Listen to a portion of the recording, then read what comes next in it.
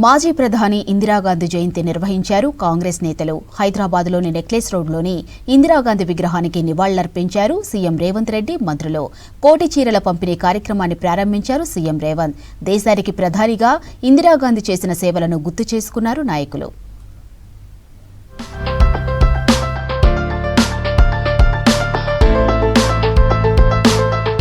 మాజీ ప్రధానమంత్రి ఇందిరాగాంధీ 108వ జయంతి సందర్భంగా నెక్లెస్ రోడ్లోని ఇందిరాగాంధీ విగ్రహానికి పూలమాల వేసి నివాళులర్పించారు సీఎం రేవంత్ రెడ్డి. ఇందిరాగాంధీ ప్రధానమంత్రిగా దేశంలో విప్లవాత్మక నిర్ణయాలు తీసుకున్నారని తెలిపారు. బడుగు బలహీన అట్టడుగు వర్గాల అభ్యున్నతి కోసం చివరి రక్తపు బొట్టును ఇందిరాగాంధీ దారపోశారన్నారు సీఎం రేవంత్ రెడ్డి.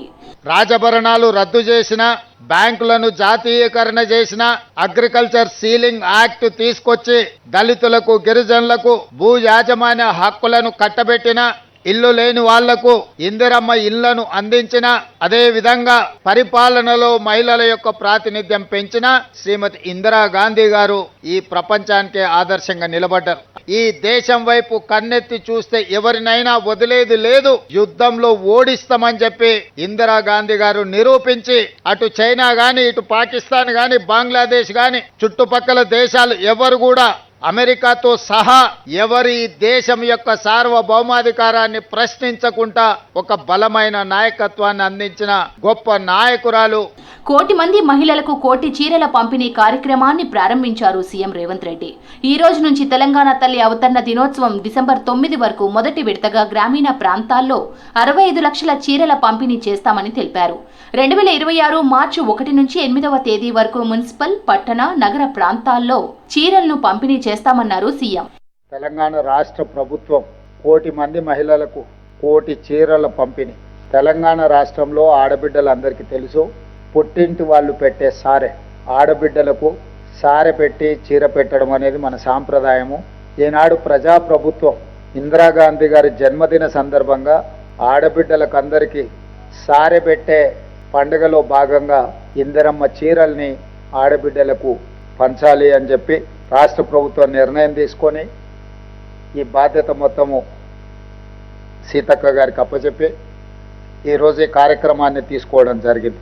ఇందిరమ్మ తన దేహం ముక్కలైనా సరే ఈ దేశం ఐక్యంగా ఉండాలని పరితపించిన మహోన్నత వ్యక్తి అన్నారు మంత్రి సీతక్క. ఇందిరమ్మ ఉక్కు సంకల్పం ప్రతి మహిళలో ఉండాలన్నారు. పేదరిక నిర్మూలన కోసం ఇందిరమ్మ పనిచేశారన్నారు. ఇందిరమ్మ పాలనను రేవంత్ రెడ్డి నేతృత్వంలోని ప్రభుత్వం కొనసాగిస్తుందన్నారు.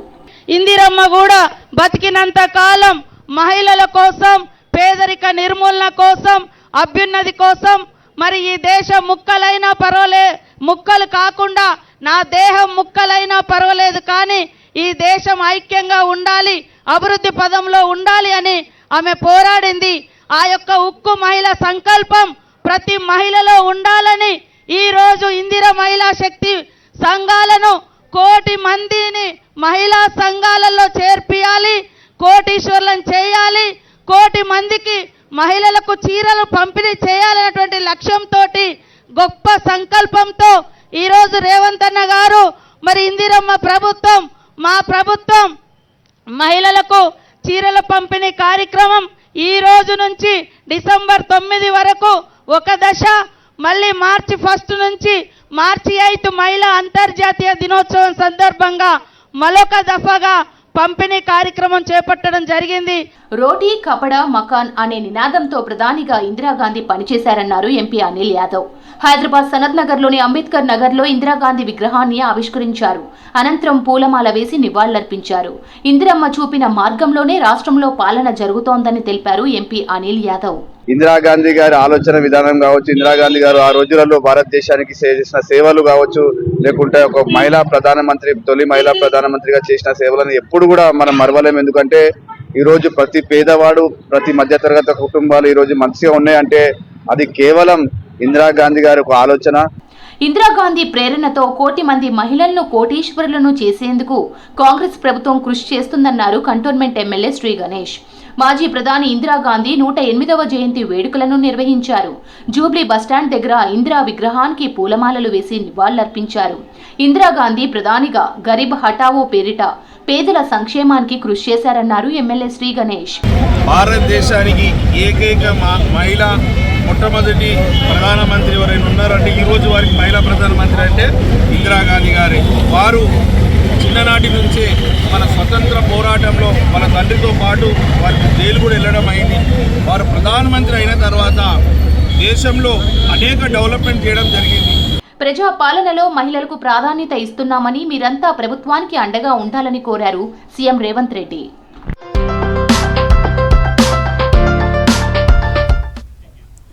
జల్ సంచయ్ జన్ భాగీదారీ కేటగిరీలో జాతీయ అవార్డు పొందిన సందర్భంగా సీఎం రేవంత్ రెడ్డిని మర్యాదపూర్వకంగా కలిశారు జలమండలి ఎండీ అశోక్ రెడ్డి. కేంద్ర అవార్డు జలమండలికి రావడం గౌరవమన్నారు సీఎం రేవంత్ రెడ్డి. ఈ సందర్భంగా ప్రత్యేక అభినందనలు తెలిపారు. జల సంరక్షణలో జలమండలి చేస్తున్న కృషిని సీఎం ప్రశంసించారు. టాప్ 10 మున్సిపల్ కార్పొరేషన్ కేటగిరీలో జల సంచయ్ జల భాగీదారీ అవార్డు పొందింది తెలంగాణ జలమండలి. ఈ అవార్డులో భాగంగా జల సంరక్షణ కార్యక్రమాలకు 2 కోట్ల నగదు ప్రోత్సాహక బహుమతి లభించింది. ఢిల్లీలో రాష్ట్రపతి ద్రౌపది ముర్ము చేతుల మీదుగా అవార్డు స్వీకరించారు జలమండలి ఎండీ అశోక్ రెడ్డి.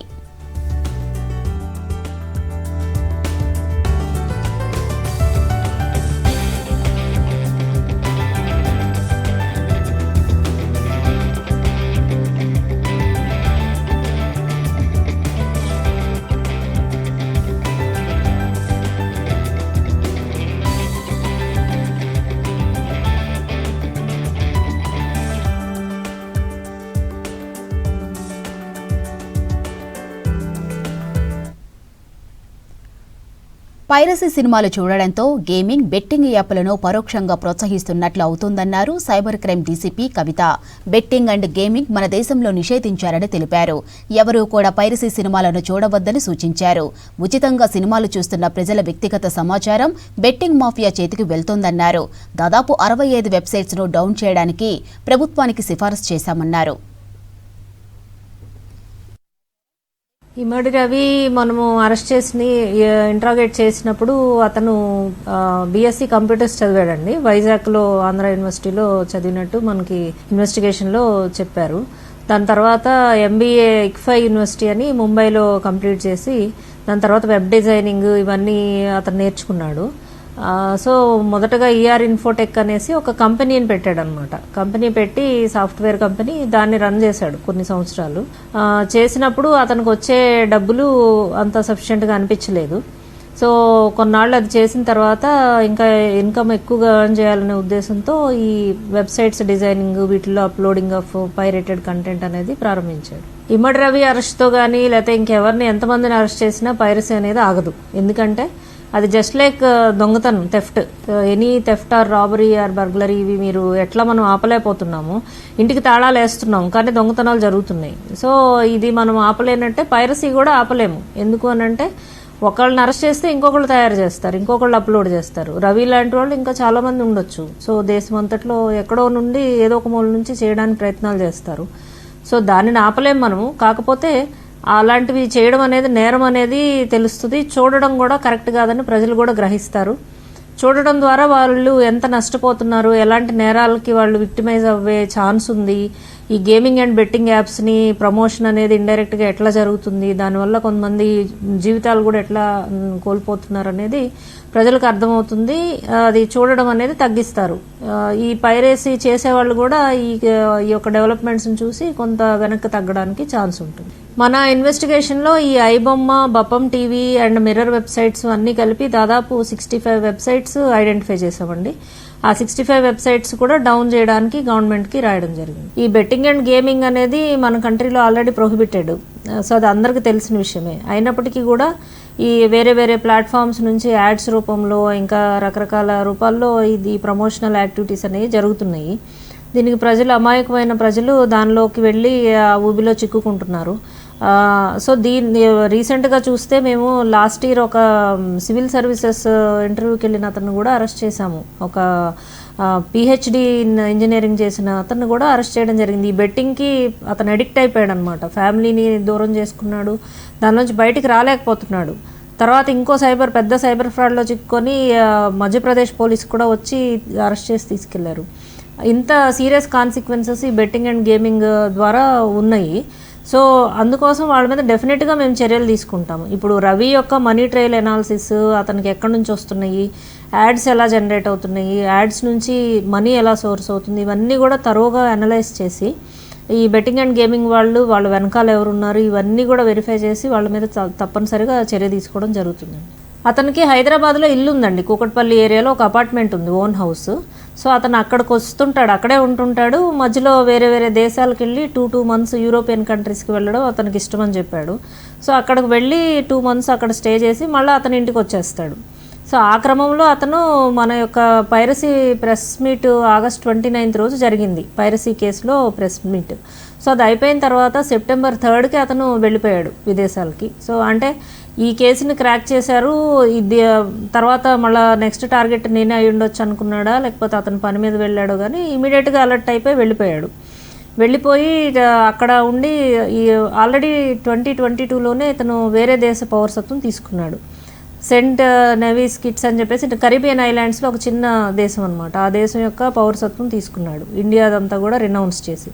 సో అది తీసుకొని అక్కడ వాళ్ళతోటి పార్ట్నర్ అవ్వడానికి, అతనికి ఈజీగా యొక్క బిజినెస్ అనేది రన్ చేయడానికి, ఆ దేశం యొక్క అడ్వాంటేజెస్ బెనిఫిట్స్ కూడా ఎన్కాష్ చేసుకోవడానికి తీసుకున్నానని మనకు చెప్పాడు. సో ఇవన్నీ చేసి అతను మళ్ళా మేము అరెస్ట్ చేసే రోజు 14th రోజు మేము పట్టుకున్నాం, ఫ్రైడే రోజు. 14th రోజు మార్నింగ్ అతను ల్యాండ్ అయినట్టు వాళ్ళ ఫ్రెండ్కి ఇక్కడ మెసేజ్ పెట్టాడనమాట. సో మేము వాళ్ళ ఫ్రెండ్ని పట్టుకోవడానికి టీం వెళ్ళింది. ఫ్రెండ్ ఇంటి దగ్గరికి టీం వెళ్ళినప్పుడు అతను మొబైల్ సీజ్ చేసినప్పుడు అందులో మెసేజ్ మనకి కనపడింది. I'm landed in India today morning అని చెప్పేసి అతను పెట్టిన మెసేజ్ చూసి ఫ్రెండ్ని పట్టుకున్న టీం ఇంకో సపరేట్ టీం ఫామ్ చేసి ఇమీడియట్గా అతని లొకేషన్ మనకు తెలుసు, ఇల్లు తెలుసు. సో అతను వచ్చాడని చెప్పేసి అతన్ని ట్రేస్ చేసి ఇమీడియట్గా సెకండ్ టీం వెళ్ళి అతన్ని పికప్ చేసిందనమాట. అతని భార్య ఎవరు అనేది మనకి ఇంతవరకు తెలియదు.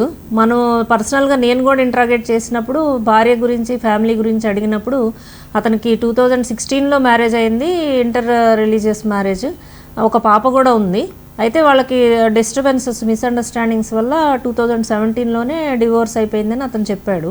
వాళ్ళతో ఎటువంటి కాంటాక్ట్స్ లేవు, కనీసం పాపనైనా నువ్వు చూడవా, మాట్లాడవా అని నేను అడిగితే ఎవరితోటి కూడా నాకు ఎలాంటి కాంటాక్ట్స్ లేవని అతను చెప్పాడు. కనీసం వాళ్ళ భార్య పేరేంటి, వాళ్ళ పాప ఎవరు, ఈ డీటెయిల్స్ కూడా మన దగ్గర అయితే లేవు.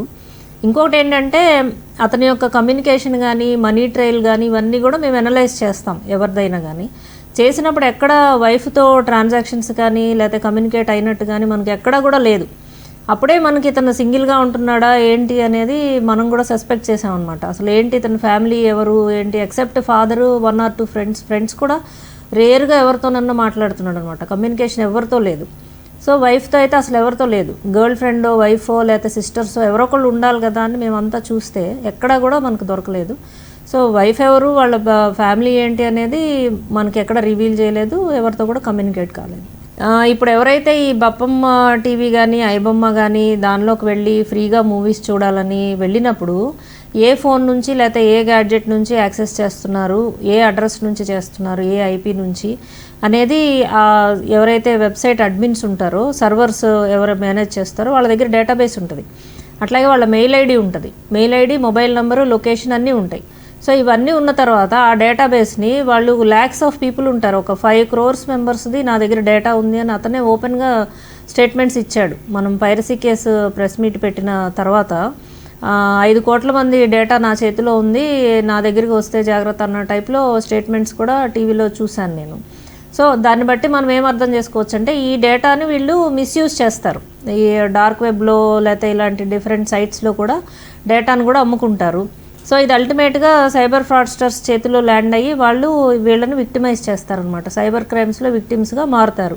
ఇందులో ఎవరైతే రిజిస్టర్ చేసుకొని మూవీస్ ఫ్రీగా చూడాలని ఎవరైతే ప్రజలు చూడడానికి ఇంట్లో ఉండి ఓటీటీనో మూవీనో చూడాలని ఎవరైతే ఆశపడుతున్నారో వాళ్ళు గుర్తించాల్సింది ఏంటి అని అంటే వీళ్ళ డేటా అంతా కూడా ఈ పైరసీ వెబ్సైట్స్ వాళ్ళ చేతిలో, తద్వారా సైబర్ ఫ్రాడ్స్టర్స్ చేతికే డైరెక్ట్గా వెళ్తుంది. సో ఎప్పుడైనా మనం ఫ్రాడ్కి గురయ్యే ఛాన్స్ ఉంది కాబట్టి ఖర్చు అయినా 100-200 ఎంతైనా కానీ థియేటర్కి వెళ్ళి చూడడం లేకపోతే ఓటీటీలో సబ్స్క్రిప్షన్ తీసుకొని చూడడం అనేది మనకు మంచిది అనేది ప్రజలు కూడా రియలైజ్ అవుతారని నేను భావిస్తున్నాను. ఈ మధ్యకాలంలో మనం చూస్తే ఏపీకే ఫైల్స్ డౌన్లోడ్ చేసుకుని లింక్స్ క్లిక్ చేసి చాలామంది నష్టపోతున్నారు. ఎస్పెషల్లీ పిఎం కిసాన్ యోజన అని చెప్పేసి, లేకపోతే లోన్స్ ఇస్తామని చెప్పేసి, రకరకాల ఆర్టీఏ చలాన్ అని ఏపీకే ఫైల్స్ పంపించి ఆ లింక్ క్లిక్ చేసి మీ డీటెయిల్స్ అప్డేట్ చేయమంటున్నారు. వీళ్ళు ఇన్నోసెంట్గా ప్రజలు అందులో క్లిక్ చేయగానే వాళ్ళ అకౌంట్స్లో ఉన్న డబ్బులన్నీ కూడా పోగొట్టుకుంటున్నారు. సో ఇలాంటి మెసేజెస్ పట్ల అప్రమత్తంగా ఉండాలండి. అన్నోన్ సోర్సెస్ నుంచి వచ్చిన ఎలాంటి లింక్స్ అయినా కానీ మనం వితౌట్ వెరిఫికేషన్ క్లిక్ చేయకూడదు. తర్వాత మనం డీటెయిల్స్ ఎంటర్ కూడా చేయకూడదు. ఆ ఫామ్స్ ఏవైతే ఉన్నాయో వాటిల్లో మనము కేవైసీ డీటెయిల్స్ ఎంటర్ చేయడం కానీ ఇలాంటివి కూడా చేయకూడదు. బెటర్ ఏంటంటే ఇలాంటివి ఇమీడియట్గా డిలీట్ చేయొచ్చు. అన్నోన్ సోర్సెస్ నుంచి వచ్చినటువంటి ఏపీకే లింక్స్ని ఇమీడియట్గా మనం డిలీట్ చేయాలి. మెయిల్స్ ద్వారా కానీ, వాట్సాప్ ద్వారా కానీ, SMS ద్వారా కానీ ఇట్లా డిఫరెంట్ వేస్లో పంపిస్తున్నారు ఫ్రాడ్స్టర్స్. సో ఇవన్నీ మోసం అని ఫస్ట్ గుర్తించాలి. ఎందుకంటే మొన్న కూడా ఒక గవర్నమెంట్ నర్సు జాబ్ ఇస్తామంటే ఒక లేడీ పాపం వాళ్ళకి 5 lakhs రూపీస్ పంపించేసి మోసపోయారు. ఫేక్ మెరిట్ లిస్ట్ ఇవన్నీ కూడా పంపించారు, వేకెన్సీ లిస్ట్. ఇట్లా ప్రజలు ఏంటంటే కొంచెం అప్రమత్తంగా ఉండి ఇలాంటి మెసేజెస్ ఆర్ లింక్స్కి స్పందించే ముందు డబల్ చెక్ చేసుకొని అన్నోన్ వాటిలన్నింటిని కూడా డిలీట్ చేయాలి. లండన్లో వాటర్స్మిత్ థియేటర్లో దన్నంనేని యశస్విని, రితిశ్రీలు భరతనాట్యం అరంగేట్రం చేశారు. 10 ఏళ్లుగా భరతనాట్యం అభ్యసించి డిప్లొమా పూర్తి చేశామని తెలిపారు కళాకారులు. యశస్విని, రితిశ్రీ చేసిన భరతనాట్యం అందరినీ ఆకట్టుకుంది. ఈ వేడుకకు ఇండియా నుంచి Telangana Sangeeta Nataka academy chairperson Alekhya Punjala, Britain మాజీ MP Virender Sharma, OEBL MD Ambika దామోదరన్తో పాటు లండన్లోని తెలుగు, తెలంగాణ సంఘాల ప్రముఖులు, నాయకులు పాల్గొని కళాకారులను అభినందించారు.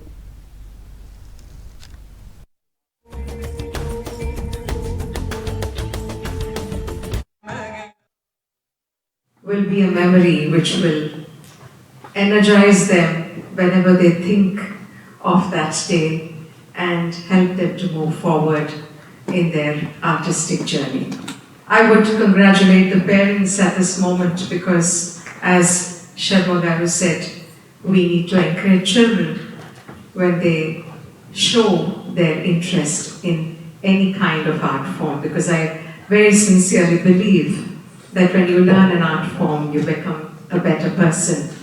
It teaches you discipline and what we call meditation today in so many terms. Art in India always teaches you that kind of meditation, and that shows the pathway to reach the divine. It is a connect between ourselves and the divine above.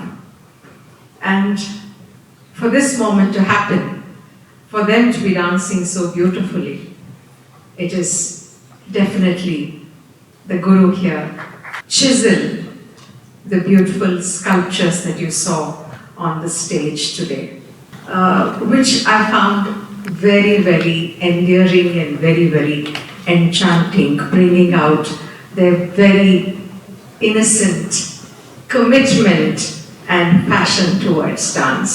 That is what I was able to see in these little ones today. It's a great honor and a privilege to come, but very rarely have such a wonderful evening. If I had not come, now I know what I could have missed. I'm sure you all enjoyed it. Say yes. I think it's important that we appreciate. I'm not into the music and into your artist work, but I do enjoy and I do understand the importance of this evening, especially to the family. Let me first congratulate the parents. For the parents, encourage the children to make sure they get into the area of their interest and give the support and the backing they need. And in this case, they have proved this evening that they've done a good job. But bringing those 2 young children into such a an artist and doing that performance.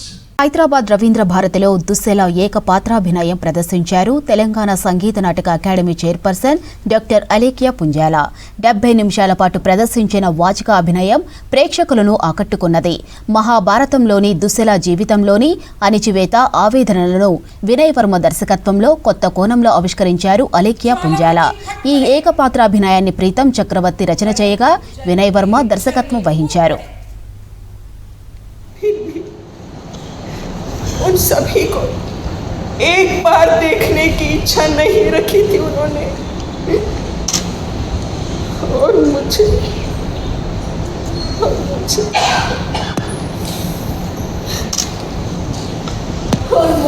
इसका संदेह उन्होंने मुझसे नहीं पूछा, एक बार भी नहीं पूछा। यदि वो मुझसे पूछती तो मैं उन्हें ये बताती, माँ आज द्रौपदी रजोधर में वो एक वस्त्र पहने, वो इस समय राज दरबार में उपस्थित नहीं हो सकती। उन्होंने मुझसे नहीं पूछा, एक बार भी नहीं पूछा, पर मुझे पता है उन्होंने राज दरबार से आने वाली प्रत्येक ध्वनि सुनी होगी। वो तेज चलती బీసీ రిజర్వేషన్ల అంశంలో రాష్ట్ర ప్రభుత్వం మోసం చేస్తుందన్నారు బీసీ సంక్షేమ సంఘం జాతీయ అధ్యక్షుడు ఆర్ కృష్ణయ్య. స్థానిక సంస్థల్లో బీసీ రిజర్వేషన్లు 42% నుంచి 22%కు తగ్గించిన కేబినెట్ నిర్ణయం పచ్చి మోసమన్నారు. గ్రామ పంచాయతీలో పార్టీ గుర్తు ఉండదని, పార్టీ ఆధారంగా 42% రిజర్వేషన్లు ఉన్నాయని చెప్పడం తప్పుదారి పట్టించడమే అన్నారు. ఇక చిత్తశుద్ధి ఉంటే అఖిలపక్షంతో కలిసి ప్రధానమంత్రిని ఎందుకు కలవలేదని ప్రశ్నించారు ఆర్ కృష్ణయ్య. అసలు గ్రామ పంచాయతీకి పార్టీ ప్రతిపాదికనే ఉండదు, పార్టీ సింబలే ఉండదు. ఈ కేసు హైకోర్టులో నడుస్తుంది. హైకోర్టులో జడ్జిమెంట్ రాని, ఏ జడ్జిమెంట్ వస్తే దాన్ని అమలు చేయి. హైకోర్టులో జడ్జిమెంట్ రాని, కోర్టులలో ఏ జడ్జిమెంట్ వస్తే దానికి ఒప్పుకుంటావు. ఇది 42% ఇన్ని రోజులు మేము చట్టబద్ధంగా ఇస్తాం, జనాభా లెక్కలు తీసినాం, మేము దేశానికే రోల్ మోడల్. మాలాకి ఎవరు లేరు. పేద కులాలకు, బీసీ కులాలను సర్పంచులు, జిల్లా పరిషత్ చైర్మన్లు, మండల అధ్యక్షులను చేస్తున్నాం, మేము పెద్ద ఎత్తున చేస్తున్నామని చెప్పి విస్తృతమైన ప్రచారం దేశవ్యాప్తంగా కన్యాకుమారి నుంచి కాశ్మీర్ దాకా ప్రచారం చేశారు. కోర్టు కేసుల్లో కూడా మీరు సరైన ప్రామినెంట్ అడ్వకేట్లను పెట్టి పోరాడవలసిన అవసరం ఉంది. మేము అడ్వకేట్లను 50-60 కేసులు ఉన్నాయి. ఈ కేసు తెగినాక ఖచ్చితంగా గెలుస్తాం. ఆ మహారాష్ట్ర ఓడిపోవడంటే జనాభా లెక్కలు లేవు, డెడికేటెడ్ కమిషన్ లేదు, వాళ్ళ దగ్గర గణాంకాలు లేవు, అక్కడ ఉద్యమాలు లేవు. ఇక్కడ మన దగ్గర ఉద్యమాలు ఉన్నాయి, జనాభా లెక్కలు ఉన్నాయి, సుప్రీంకోర్టు తీర్పు ప్రకారం డెడికేటెడ్ కమిషన్ రిపోర్ట్ ఉంది. కాబట్టి ఇక్కడ కేసు గెలుస్తుంది. సుప్రీంకోర్టులు కానీ కోర్టులు కానీ ప్రజల నాడిని బట్టి, ప్రజల సంకల్పాన్ని బట్టి, ప్రజల భావనను బట్టి, సమయం సందర్భాన్ని బట్టి కూడా ఆ డిమాండ్ను సమర్థిస్తామని సుప్రీంకోర్టే సందర్భాన్ని బట్టి రిజర్వేషన్లు వెచ్చుకోవచ్చని. రిజర్వేషన్లు 50% సీలింగ్ అనేది ఏం రాజ్యాంగంలో లేదు, ఏదేమైనా ఇంకేదన్నా డిక్లరేషన్ కాదు, only normal direction.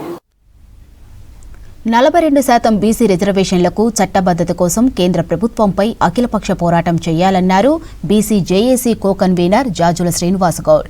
BC bill చట్టబద్ధత కోసం హైదరాబాద్ ట్యాంక్ బండ్లోని అంబేద్కర్ విగ్రహం దగ్గర బీసీ జేఏసీ ఆందోళన చేపట్టింది. బీసీ రిజర్వేషన్లపై పార్లమెంటు సమావేశాల వేదికగా ప్రధాని మోదీపై ఒత్తిడి పెంచాలన్నారు.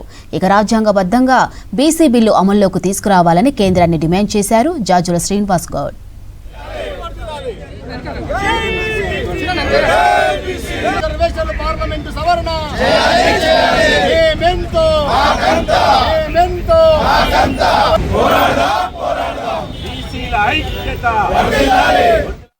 రాజ్యాంగబద్ధమైనటువంటి హక్కులు కావాలి, మాకు రాజ్యాంగబద్ధమైనటువంటి రిజర్వేషన్లు కావాలి. డిసెంబర్ 1వ తేదీ నుంచి జరిగేటువంటి పార్లమెంట్ సమావేశాల్లో పార్లమెంటును వేదిక చేసుకుని కేంద్రంతో యుద్ధం చేయాలి. కేంద్ర ప్రభుత్వం మెడలుంచి 42% రిజర్వేషన్లకు రాజ్యాంగబద్ధత కల్పించడానికి రాజ్యాంగ సవరణ కోసం కృషి చేయాలని చెప్పి మేము డిమాండ్ చేస్తున్నాం. రేపు బీసీ జేఏసీ విశ్వస్థాయి సమావేశం నిర్వహిస్తున్నాం. భవిష్యత్ ఉద్యమ కార్యాచరణ ఇప్పటికే బంద్ చేశాం, ధర్మ పోరాట దీక్షలు చేశాం, వాక్ ఫర్ రన్ చేశాం. అదేవిధంగా అనేక కార్యక్రమాలు, ఆందోళన కార్యక్రమాలు చేసినాం. 42% రిజర్వేషన్లు సాధించే వరకు మా పోరాటాన్ని ఆపేది లేదని చెప్పి తెలియజేస్తున్నాం. కుక్క కరిచినప్పుడు చాలా మంది టీటీ లేదా రెబీస్ వ్యాక్సిన్ తీసుకుంటారు. అయితే గాయం తీవ్రతను బట్టి ఇమ్యూనోగ్లోబులిన్ వ్యాక్సిన్ కూడా తీసుకోవాలని సూచిస్తున్నారు డాక్టర్లు. ఈ వ్యాక్సిన్ కుక్క కాటు బాధితుల ప్రాణాలకు రక్షణగా నిలుస్తోందన్నారు. లేదంటే రెబీస్ బారిన పడి ప్రాణాలు కోల్పోతారని హెచ్చరిస్తున్నారు ఫీవర్ హాస్పిటల్ డాక్టర్లు.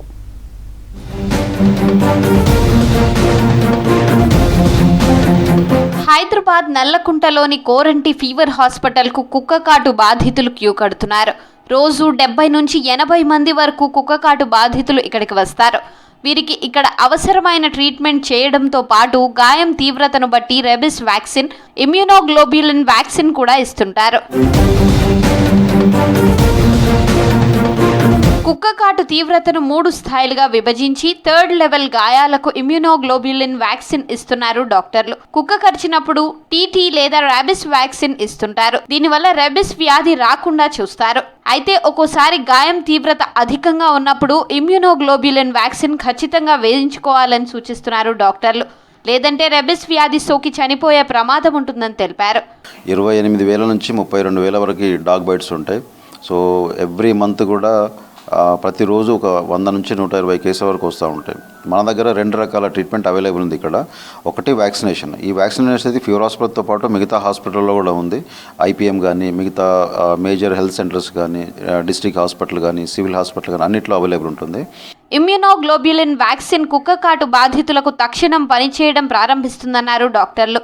రెబిస్ వ్యాక్సిన్ సమయం పట్టే అవకాశం ఉంటుంది. దానివల్ల ఒక్కోసారి గాయం తీవ్రత అధికంగా ఉన్నప్పుడు రెబిస్ వల్ల ప్రమాదం ఏర్పడుతుంది. అదే సమయంలో ఇమ్యూనోగ్లోబ్యులిన్ వ్యాక్సిన్ వేయించుకుంటే 100% రెబిస్ నుంచి రక్షణ ఉంటుందంటున్నారు డాక్టర్లు. ఈ ఇమ్యూనోగ్లోబ్యులిన్ వ్యాక్సిన్ హైదరాబాద్లోని ఫీవర్ హాస్పిటల్లో మాత్రమే లభిస్తుందన్నారు ఆ hospital superintendent doctor Rajendra Prasad. ప్రైవేట్లో ఈ వ్యాక్సిన్ తీసుకోవాలంటే 7 నుంచి 8,000 వరకు ఖర్చు అవుతోందంటున్నారు. ఫీవర్ హాస్పిటల్లో ఉచితంగా ఈ వ్యాక్సిన్ ఇస్తున్నామని తెలిపారు డాక్టర్ రాజేంద్ర ప్రసాద్. ఇమ్యూనోగ్లోబులిన్స్ అనేది హైదరాబాద్ పరిధిలో ఓన్లీ ఫీవర్ హాస్పిటల్లో మాత్రమే అవైలబుల్ ఉంటాయి. సో కుక్క కాటుతో వచ్చిన తర్వాత వ్యాక్సినేషన్తో పాటు ఆ ఊండుని కేటగిరీ చేయాలి. కేటగిరీ 3కి మాత్రం తప్పకుండా ఇమ్యూనోగ్లోబులిన్స్ ఇవ్వాలి. As early as possible. మీకు ఎంత వీలైతే అంత తొందర తీసుకోవడం మంచిది. మ్యాక్సిమం టైం 1 వీక్ లోపు తప్పకుండా తీసుకోవాలి. మనం ఇమ్యూనోగ్లోబులిన్ తీసుకుంటే కనుక దాదాపు 100% మనం రేబీస్ రాకుండా కాపాడుకోవచ్చు. ఫీవర్ హాస్పిటల్లో 2023లో 27,172 మంది, 2024లో 29,054 మంది, 2025లో అక్టోబర్ వరకు 24,705 మంది కుక్కకాటు బాధితులకు చికిత్స చేశారు డాక్టర్లు. 3 ఏళ్లలో 61 మంది రెబిస్ వ్యాధితో చనిపోయారని తెలిపారు డాక్టర్లు. హైదరాబాద్లో వీధి కుక్కల తొలగింపు ప్రక్రియ ప్రారంభమైంది. సిటీలోని పలు ఏరియాల్లో స్ట్రీట్ డాగ్స్ ను తరలిస్తున్నారు జీహెచ్ఎంసీ సిబ్బంది.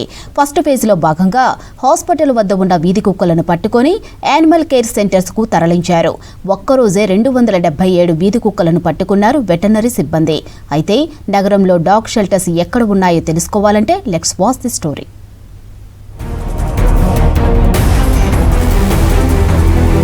వీధి కుక్కల కోసం షెల్టర్లు ఏర్పాటు చేయాలని ఆదేశించింది ప్రభుత్వం. విద్యా సంస్థలు, బస్టాండ్లు, రైల్వే స్టేషన్లు వంటి బహిరంగ ప్రదేశాల నుండి కుక్కలను తరలించాలని ఆదేశించింది సుప్రీంకోర్టు. దీంతో షెల్టర్లకు వీధి కుక్కలను తరలిస్తున్నారు వెటర్నరీ సిబ్బంది. అక్కడ కుక్కలకి వైద్యం అందించి సంతాన నివారణ శస్త్రచికిత్సలతో పాటు రేబీస్ వ్యాక్సినేషన్లు చేస్తున్నారు. ఇప్పటికే జీహెచ్ఎంసీ పరిధిలో 5 సెంటర్లు ఏర్పాటు చేసింది ప్రభుత్వం.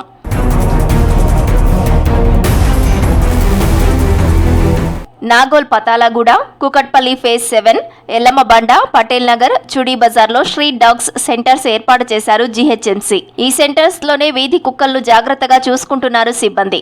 సుప్రీంకోర్టు ఆర్డర్తో వారం రోజులుగా వీధి కుక్కలను పట్టుకుంటున్నారు. ఒక్క సెంటర్ కు రోజుకు 20కి పైగా వీధి కుక్కలను కేర్ సెంటర్స్ కు తరలిస్తున్నారు వెటర్నరీ సిబ్బంది.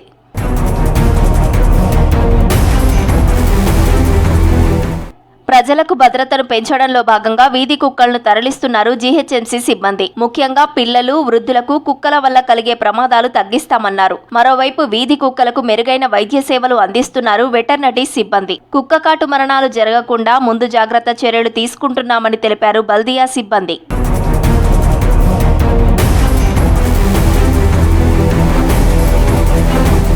గ్రేటర్ హైదరాబాద్లో వీధి కుక్కలకు ఆహారం అందించే జోన్లను గుర్తించనున్నారు జీహెచ్ఎంసీ అధికారులు. స్ట్రీట్ డాగ్స్ కోసం నగరంలో కొత్తగా 5 షెల్టర్లు కనిపిస్తున్నాయి. ఈ షెల్టర్లు వీధి కుక్కల రక్షణగా నిలుస్తున్నాయి. స్పెషల్ డ్రైవ్తో పబ్లిక్ సమూహం ఎక్కువగా ఉండే ఏరియాలో సునకాలను క్యాచ్ చేసి ఈ సెంటర్స్కు తరలిస్తున్నారు. వారం రోజులుగా ఫిర్యాదులు భారీగా పెరిగాయి. దీనిపై మరింత సమాచారం మౌనిక అందిస్తారు. నగరవాసులకు వీధి కుక్కల తిప్పలు తప్పించేందుకు జీహెచ్ఎంసీ ప్రత్యేకంగా డాగ్ షెల్టర్స్ని ఏర్పాటు చేసింది. సిటీ పరిధిలో దాదాపు 5 డాగ్ షెల్టర్స్ని ఏర్పాటు చేసినట్టు తెలుస్తుంది. అందులో ప్రధానంగా ప్రజలు మనం ఉన్న కుక్కడపల్లి ఫేజ్ 7లో ఉన్న యానిమల్ కేర్ సెంటర్, దాంతోపాటు ఇక్కడ నాగోల్లో ఫతలగూడలో ఒక సెంటర్ ఉంది, ఇక్కడ పటేల్ నగర్, దాంతోపాటు చుడి బజార్ దగ్గర మరొకటి, ఎల్లమ్మబండ, ఈ 5 ప్రాంతాలను ఎంచుకొని ప్రధానంగా ఏవైతే స్ట్రీట్ డాగ్స్ ఎక్కువగా హాస్పిటల్స్ వద్ద కావచ్చు, లేకపోతే స్కూళ్ళ వద్ద, కాలేజెస్, మరి ముఖ్యంగా ఫంక్షన్ హాల్స్, స్టేడియంస్, ఆలయాల వద్ద ఎక్కువగా పబ్లిక్ తిరిగే ప్రాంతాలలో ఎక్కువగా కుక్కలు ఉంటుంటాయి. అక్కడ క్రౌడ్కి ఇబ్బందిగా మారుతూ ఉన్నాయి కాబట్టి అక్కడ క్యాచ్ చేసిన డాగ్స్ని తీసుకొచ్చి కూడా ఈ రెస్క్యూ సెంటర్లో ఏర్పాటు చేయడం జరుగుతుంది. ఇది హాస్పిటల్, డాగ్స్ కోసం హాస్పిటల్. దాంతోపాటు ఇక్కడ వీధిలో క్యాచ్ చేసిన డాగ్స్ అన్నిటిని కూడా ఇక్కడ తీసుకొచ్చి రెస్క్యూ చేస్తున్న పరిస్థితి కనిపిస్తుంది. ఇక్కడికి వస్తే చాలా కుక్కల అరుపులు మనకు వినిపిస్తున్నాయి. లోపలికైతే పర్మిషన్ అలౌ లేదు, బట్ ఒక 5-10 నిమిషాలు నించుంటే దాదాపు ఒక 2-3 వ్యాన్లలో కుక్కలు కూడా వెళ్తున్న పరిస్థితి కనిపిస్తుందంటే అర్థం చేసుకోవచ్చు. డాగ్స్ని ఎన్ని రకాలుగా రెస్క్యూ చేసి తీసుకొస్తున్న పరిస్థితి. లోపల డాగ్స్ అన్నీ కూడా చాలా స్వేచ్ఛగా ఉండేలా కూడా ఏర్పాటు చేయడం జరిగింది. ఇప్పటికే యానిమల్స్ లవర్స్ డాగ్ షెల్టర్స్ని ఎత్తేయాలి, అక్కడ యానిమల్స్ని బంధించినట్టు ఉంటాయి అనేసి కూడా చెప్పిన పరిస్థితి. కాకపోతే డాగ్స్ మాత్రము ఫ్రీగానే ఉండడం జరిగింది. ఒక్కొక్క షెల్టర్లో కొన్ని అంటే షెల్టర్కి తగ్గట్టు కూడా డాగ్స్ని ఏర్పాటు చేయడం జరిగింది. దాంతోపాటు వారికి ఫుడ్ కానీ ఏమన్నా ఆరోగ్య సమస్యలు వస్తే మెడికేషన్ అలాంటి అన్ని సౌకర్యాలు కూడా ఇక్కడ ఏర్పాటు చేయడం జరిగింది. ఒక వైద్యుడు కూడా ఇక్కడ ఉండడం జరిగింది. అన్నీ కూడా రూల్స్ అండ్ రెగ్యులేషన్స్ తోనే ఇక్కడ రన్ అవుతున్న పరిస్థితి కనిపిస్తుంది. విజిటింగ్ అవర్స్ మాత్రం ఎక్కడ కనిపించట్లేదు, ఎవరిని కూడా అలౌ చేయని పరిస్థితి, మీడియాని కూడా అలౌ చేయని పరిస్థితి. కానీ లోపల మాత్రం యానిమల్ సౌండ్ క్లియర్గా అనిపిస్తుంది. దాంతోపాటు ఒక 10 నిమిషాల్లోనే ఒక 2-3 వెహికల్స్ అంటే కుక్కలకు సంబంధించిన వెహికల్స్, రెస్క్యూ వెహికల్స్ ఏవి ఉంటాయో ఆ వెహికల్స్ అన్నీ కూడా వెళ్తున్న పరిస్థితి కనిపిస్తుంది. కేవలం ఈ యొక్క కుక్కడపల్లి ఫేజ్ 7 జోన్లోనే కాదు, సిటీలో ఉన్న మిగతా 4 జోన్లలో కూడా పరిస్థితి ఇదే విధంగా కనిపిస్తుంది. ఇప్పటికే యానిమల్ లవర్స్ డాగ్ షెల్టర్స్ ఎత్తేయాలి, డాగ్స్ని ఇబ్బంది పెట్టొద్దు, అవి కూడా మనలానే ఒక ప్రాణులు, జీవులు అంటే కూడా ఇప్పటికే ఇటు ప్రొటెక్షన్ చేయడం జరుగుతుంది. అవన్నిటిని చూస్తూ కూడా ఇప్పుడు జీహెచ్ఎంసీ అధికారులు ఇక్కడ ఒక డాగ్ షెల్టర్ని ఏర్పాటు చేయడం జరిగింది. మరి ముఖ్యంగా పెంపుడు కుక్కలు కాకుండా ఓన్లీ స్ట్రీట్ డాగ్స్ అవన్నిటి కూడా తీసుకురావడం జరుగుతుంది. వాటికి వ్యాక్సిన్ వేసినా వేయకపోయినా అన్ని డాగ్స్ని రెస్క్యూ చేసి మాత్రం తీసుకొస్తారు. ముఖ్యంగా ఇటు జీహెచ్ఎంసీ అధికారులు మీ ఏరియా వద్ద ఎక్కువ సంఖ్యలో కుక్కలు కనిపిస్తే మాత్రము ఈ జీహెచ్ఎంసీ అధికారులకి కంప్లైంట్ చేస్తే కనుక వచ్చి రెస్క్యూ చేసి తీసుకెళ్లే ప్రయత్నం చేస్తున్న పరిస్థితి కనిపిస్తుంది. సో ఈ యొక్క డ్రైవ్తో అయితే వీధి కుక్కల బాధ నగరవాసులకు తప్పే అవకాశాలు కనిపిస్తున్నాయి. ముఖ్యంగా ఈ కాలంలో ఎక్కువగా ఈ చలికాలంలో కుక్కలకి కాస్త జాగ్రత్త అవసరం. కుక్కలు ఇక్కడ ఉంటేనే సేఫ్గా ఉంటాయని కూడా ఇక్కడ ఉండే అధికారులు చెప్తున్న పరిస్థితి కనిపిస్తుంది. సో మొత్తానికైతే దాదాపు ఒక్క షెల్టర్లో ఒక 50 కుక్కలకు పైగానే ఉన్నట్టు కూడా తెలుస్తుంది. సో నగరంలో అన్ని షెల్టర్స్ కూడా సక్సెస్గా నడుస్తున్నాయి అని చెప్పడానికి ఒక 5-10 నిమిషాలు నుంచుంటే చాలు ఈ కుక్కలన్నీ కూడా వ్యాన్లలో వెళ్తున్న పరిస్థితి కనిపిస్తుంది. సో మొత్తానికైతే ఇటు జీహెచ్ఎంసీ వ్యాప్తంగా ఉన్న 5 యానిమల్ కేర్ సెంటర్స్ కావచ్చు, డాగ్ షెల్టర్స్లో అయితే మంచి స్పందనే కలుగుతుంది. ముఖ్యంగా చాలా వరకు కూడా కంప్లైంట్స్ వస్తున్నాయి. వీళ్ళు కూడా రిజిస్టర్ చేసుకొని డాగ్స్ని అన్నింటిని కూడా క్యాచ్ చేసే పనిలో పడ్డారు. ముఖ్యంగా డాగ్ క్యాచెస్ సంఖ్య కూడా పెరిగిందని చెప్పాలి. కంప్లైంట్ చేసిన 1-2 డేస్లోనే డాగ్స్ అన్ని కూడా క్లియర్ చేసే ప్రయత్నాలు కనిపిస్తాయి. మనీతో మోనికా న్యూస్ హైదరాబాద్. మేడ్చల్ జిల్లా జవహర్నగర్లో తమతో కలిసి చోరీలు చేయడానికి మద్యం తాగేందుకు రావట్లేదని సందీప్ అనే యువకుణ్ణి తీవ్రంగా కొట్టారు అతని స్నేహితులు బాలరాజ్, హరీష్. దీంతో మనస్తాపానికి గురై బ్లేడ్తో గొంతు కోసుకొని ఆత్మహత్యకు పాల్పడ్డాడు సందీప్. అయితే జైలు జీవితం అనుభవించిన తరువాత సందీప్ దొంగతనాలకు దూరంగా ఉంటున్నాడని తెలిపారు పోలీసులు. మృతుడు తల్లి పోలీసులకు ఫిర్యాదు చేయడంతో కేసు నమోదు చేశారు. నిందితులిద్దరిని అరెస్ట్ చేసి రిమాండ్కు తరలించామని చెప్పారు పోలీసులు.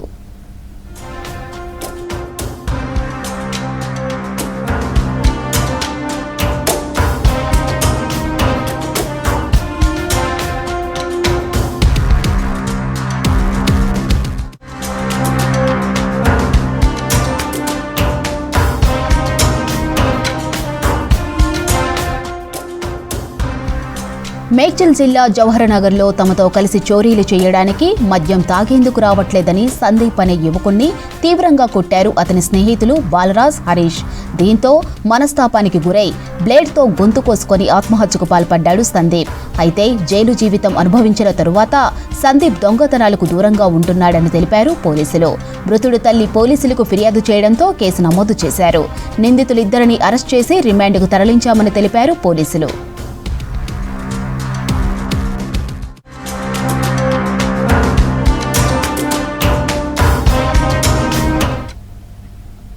మైక్రో కంపెనీ బీట్రూట్ విత్తనాలు చేవళ్ల పరిధిలోని కందవాడ రైతులను నిండా ముంచాయి.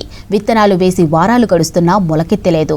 దీంతో మైక్రో కంపెనీ ప్రతినిధులను సంప్రదిస్తే స్పందించడం లేదని ఆవేదన వ్యక్తం చేస్తున్నారు రైతులు. దీంతో వ్యవసాయ అధికారులకు ఫిర్యాదు చేశారు రైతులు. ఒకవైపు రియల్ ఎస్టేట్ వ్యాపారంతో పంటలు తగ్గిపోతుంటే మరోవైపు సరైన ధరలు లేక రైతులు నష్టపోతున్నారు. దీనికి తోడు ప్రైవేటు విత్తన కంపెనీలు నకిలీ విత్తనాలతో రైతులను మోసం చేస్తున్నారు. రంగారెడ్డి జిల్లా చేవెళ్లలోని కందవాడ గ్రామంలో మైకో కంపెనీ బీట్రూట్ విత్తనాలు వేసి రైతులు నష్టపోయారు.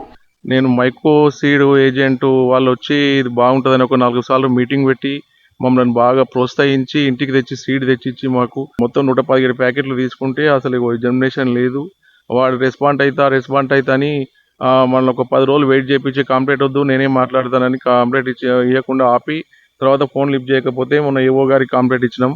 ఎకరకు 50,000 పెట్టుబడి పెట్టినాం. మేము లాస్లో ఉన్నాం. ఇప్పుడు మాకు న్యాయం జరగాలని కోరుకుంటున్నాం. నెల రోజుల క్రితం మైకో కంపెనీ ఏజెంట్ వద్ద 117 ప్యాకెట్ల బీట్రూట్ విత్తనాలు కొనుగోలు చేశారు రైతులు. విత్తనాలు వేసి 20 రోజులు గడుస్తున్నా మొలకెత్తకపోవడంతో ఉద్యానవన శాఖ అధికారులకు ఫిర్యాదు చేశారు రైతులు. దీంతో Chevella division horticulture office field visit చేసి వివరాలు సేకరించారు. అనంతరం చేవెళ్లలో విత్తనాలు అమ్మిన 3 ఫెర్టిలైజర్ షాపులను కూడా తనిఖీ చేసి రికార్డులు పరిశీలించారు. ఈ వివరాలను ఉద్యానవన శాఖ ఉన్నతాధికారులకు ఇచ్చామని తెలిపారు రైతులు. మైకో కంపెనీకి చెందిన బీట్రూట్ని సీడ్ని 15 ప్యాకెట్లు తీసుకుని ఒక ప్యాకెట్ వచ్చేసి 1000 రూపాయలు నేను చేనులో విత్తుకున్నాను. ఎరువులు వాడి మందులు వాడి అన్నీ చేసినా కూడా మాకు ఎలాంటి జర్మినేషన్ రాలేదు. కంప్లైంట్ చేశాము ఏవో గారికి. వాళ్ళు వచ్చారు, వెరిఫికేషన్ చేసిండ్రు. న్యాయం జరగాలని మేము కోరుకుంటున్నాము. ఎకరానికి 50,000 రూపాయలు పెట్టుబడి పెట్టామన్నారు రైతులు. విత్తనాలు మొలకెత్తకపోవడంతో పొలాన్ని మొత్తం దున్నేశారు కొంతమంది రైతులు. విత్తనాలు, డ్రిప్, కలుపులు, అడుగు మందులు కలిపి 4 నుంచి 5 లక్షల వరకు నష్టపోయామని ఆవేదన వ్యక్తం చేస్తున్నారు రైతులు. వాళ్ళని నమ్మి సీడ్ కొత్తది బాగా వచ్చింది మైకో కంపెనీ అని అంటే మేము ఒక 9-10 మంది రైతులం మేము చల్లినాక మొలవలేవు. అవి మొలవకపోతే వాళ్ళ కంపెనీ వాళ్ళు వచ్చి చెక్ చేశారు. సార్లతోటి మాట్లాడతాం, మీటింగ్ పెడతాము, మీకు నష్టపరిహారం కట్టిస్తాం అది అని చెప్పారు. ఇప్పటి వరకు 1 వీక్ అవుతుంది, ఎవరు రెస్పాన్సిబిలిటీ లేదు. ఇప్పటికే అధికారులు సీడ్ కంపెనీల నుంచి విత్తనాలు సేకరించి టెస్టింగ్ కోసం ల్యాబ్కు పంపారు.